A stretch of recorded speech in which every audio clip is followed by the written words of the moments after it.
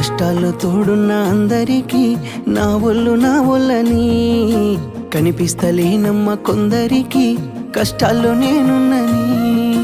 నా ఒళ్ళు నీ ఒళ్ళు ఏమున్నది అన్ని కాగితాల బంధాలు, అవి కాగితాలే జీవితాలనుకొని అయినోళ్ళనే వదులుకుంటారయ్యా.